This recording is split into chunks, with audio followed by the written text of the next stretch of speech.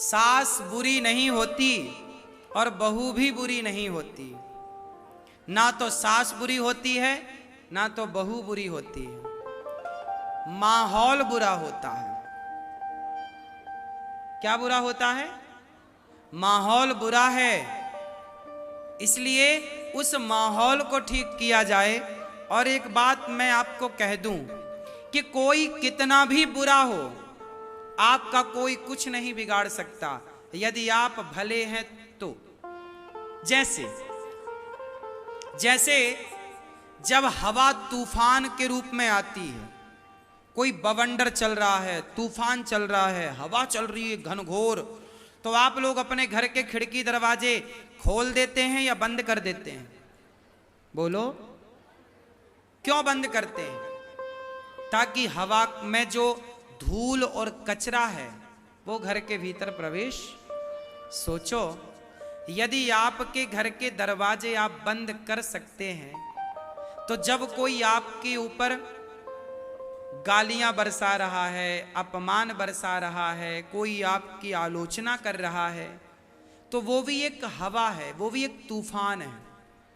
जब घर के दरवाजे बंद कर लेते हैं और हवा को नहीं आने देते, तो कोई आपको कितना भी बुरा कहे, आप अपने इंद्रियों को बंद कर लो, कान को, गलत बात सुनो ही मत, आप सुनकर इग्नोर कर दो, आने मत दो अंदर, उससे भीतर जाने मत दो।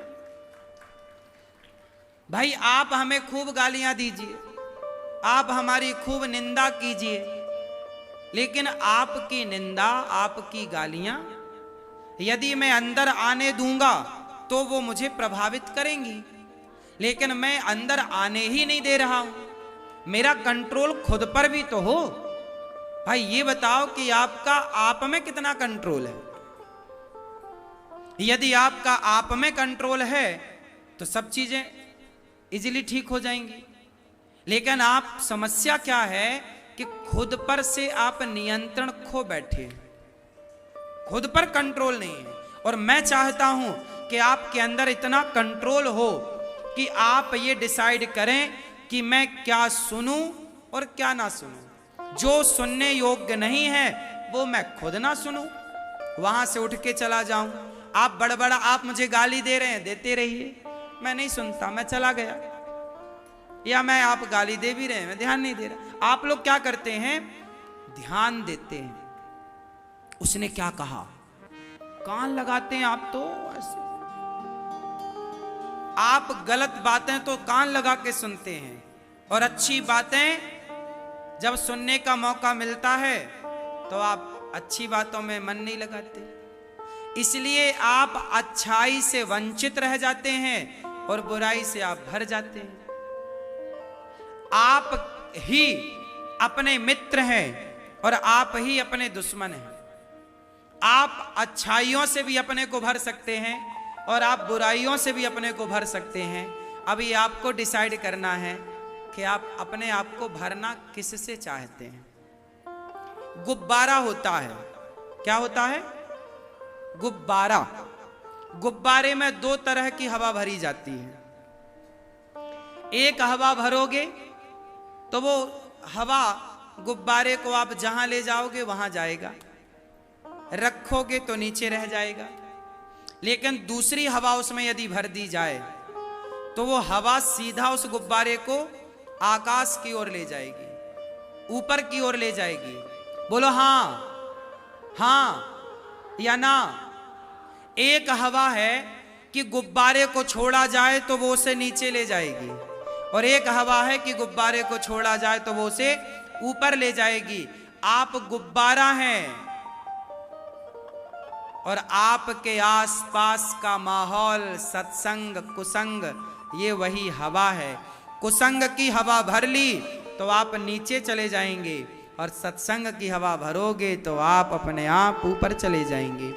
ऊपर जाना है तो बस सत्संग की हवा सही होनी चाहिए। हम आपको क्या कर रहे हैं?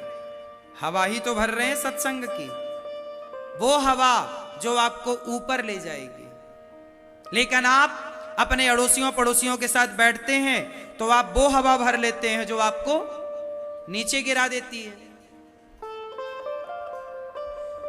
दुर्योधन को शकुनी ने ऐसी हवा भर दी कि दुर्योधन नीचे गिर गया, और अर्जुन को कृष्ण ने ऐसी हवा भरी कि अर्जुन ऊपर उठ गए।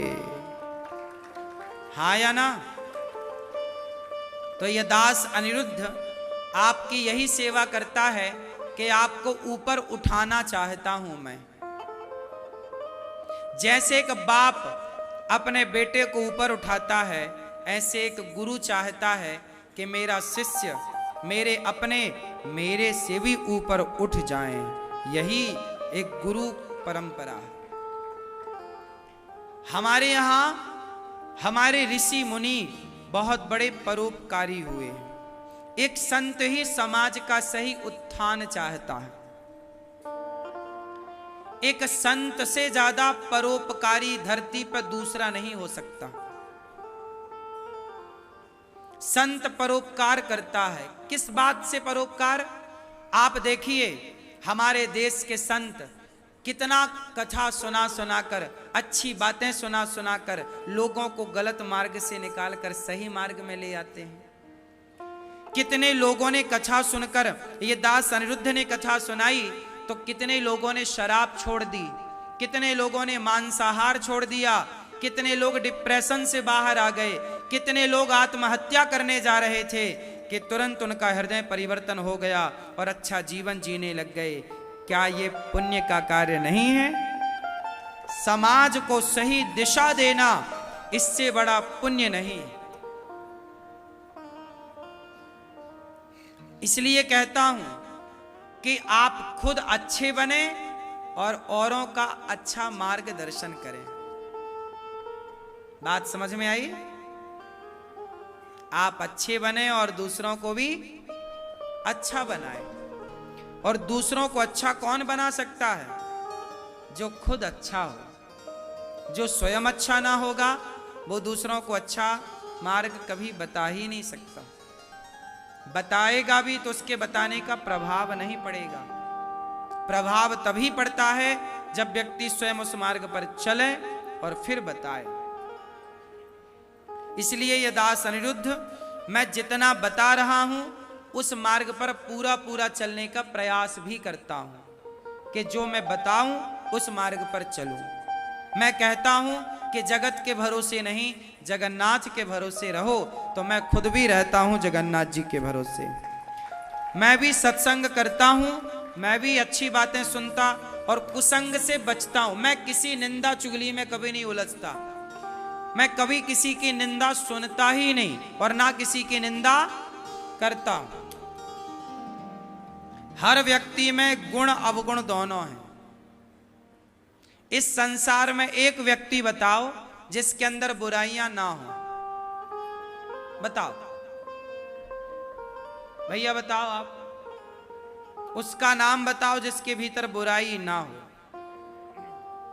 बोलो, है कोई ऐसा? है तो बताओ। सबके भीतर गुण दोष दृश्य दोष। ये संसार बना ही गुण और दोष से, अच्छाई और बुराई से ही ये संसार का निर्माण हुआ है। हमारे भीतर यदि अच्छाई है तो बुराई होगी। ऐसा कोई धरती में है नहीं एक भगवान के सिवा जिसमें कोई बुराई ना। फर्क इतना है कि जो बुरे लोग होते हैं वो दूसरों की बुराइयां देखते हैं और जो भले लोग होते हैं वो स्वयं की बुराइयां देखते हैं। बुरा जो देखन में चला, बुरा न मिलिया कोई, जो दिल खोजा आपना, हमसे बुरा न कोई। अच्छा व्यक्ति कभी किसी की बुराई नहीं देखता। जो दूसरों की बुराई देखता है मतलब वो अच्छा नहीं।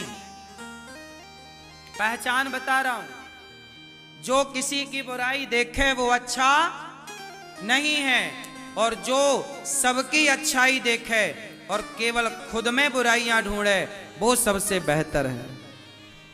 इसलिए आप लोगों की तरह मत बनना, कभी किसी की बुराई पर आंखें ना गड़ाना, सदा अच्छाई देखना, उस व्यक्ति से भी अच्छाई सीख लो और बुराई कमियां खुद की। हम कहां बुरे हैं, हम कहां गलत हैं, हम कहां सुधार कर सकते हैं, कहां हम अपने को बेहतर बना सकते हैं,